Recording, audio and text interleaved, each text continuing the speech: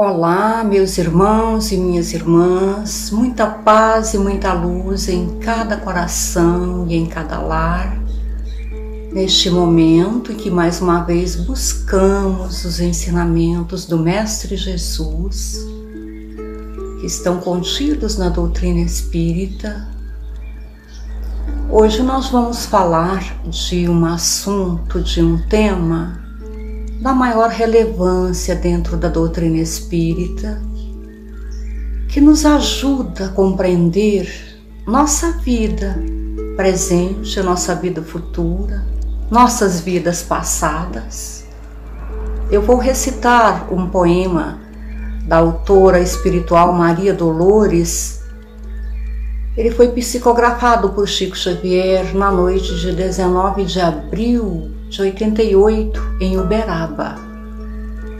Ele diz assim: antes do berço terrestre, junto a mentores queridos, fazemos vários pedidos quanto a lutar e sofrer. Queremos saudar no mundo nossas contas em atraso. Ninguém chora por acaso, se encontra fel no dever. Renascemos carregando o peso dos compromissos, doenças, mágoas, serviços, menosprezo e solidão. São alguns dos instrumentos que nos procuram em fila, com que a terra nos burila as forças do coração. Pessoas que nos atraem, buscando-nos a ternura, nelas vemos a aventura com que andamos a sonhar. Depois é que se descobre que não são joias nem flores, mas simplesmente credores e ajustes por acertar. Se te vês em grandes provas, se alguém te fere ou maltrata, em acessos de alma ingrata, perdoa, fazendo bem. Estás na escola da terra, aprende a servir e a amar. Permanece em teu lugar, não abandones ninguém. Conforme podemos perceber, o poema fala sobre reencarnação. A reencarnação é um dos principais dogmas da doutrina espírita. Com a reencarnação, explica-se tudo aqui nesta vida: as anomalias, as diferenças sociais, os sofrimentos, as doenças e todas as formas de vicissitudes pelas quais nós passamos. Mas o que é mesmo reencarnação? Segundo o Livro dos Espíritos, a reencarnação é a volta do espírito à vida corpórea, em um corpo especialmente preparado para aquele espírito reencarnante, preparado de acordo com as necessidades evolutivas de cada um e de acordo com as provas e expiações pelas quais esse espírito necessita passar. A reencarnação não é uma realidade inventada pela doutrina espírita, não.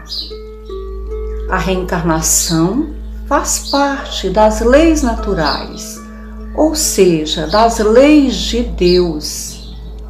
E essa ideia de reencarnação, ela está bem presente no Evangelho, na Bíblia em geral, no Antigo Testamento, no Novo Testamento.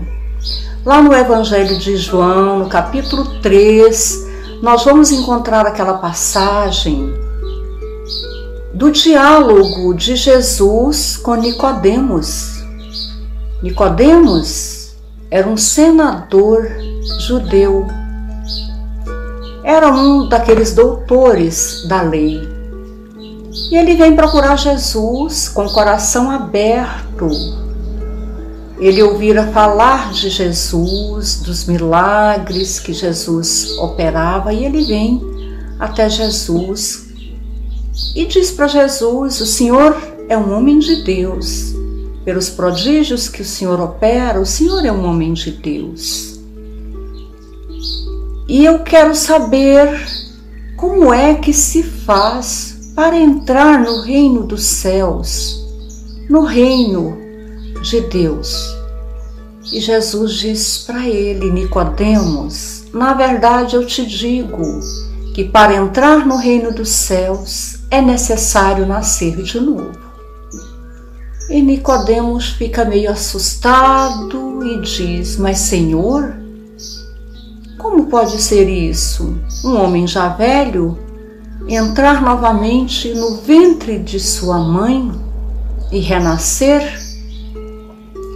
Jesus diz para ele: Nicodemos, como ignoras isto? És doutor em Israel e não sabes destas coisas? E o Nicodemos se retira muito tristinho, sem compreender. Mas, na verdade, Jesus não podia esclarecer aquela realidade da reencarnação, porque as pessoas não estavam espiritualmente maduras para certas verdades, que só poderiam ser reveladas séculos depois, como nos foi revelada esta verdade através do Espiritismo. Jesus afirmou que nos mandaria um Consolador para nos esclarecer as verdades que ficaram ocultas àquela época pela maturidade, pela imaturidade espiritual dos homens daquela época, das pessoas daquela época. Então o Espiritismo, através de Allan Kardec, vem nos revelar esta lei da reencarnação. A doutrina da reencarnação é consoladora, porque ela nos explica claramente o que estamos fazendo aqui, por que estamos aqui nessas condições atuais. Ainda lá no livro dos Espíritos, Kardec pergunta aos espíritos superiores quantas reencarnações o ser humano necessitará para chegar ao reino dos céus, como Nicodemos pretendia e como todos nós pretendemos. E os espíritos respondem que serão necessárias tantas quantas o espírito necessitar até chegar à classe dos espíritos puros, até chegar à perfeição. Vai depender muito de cada um.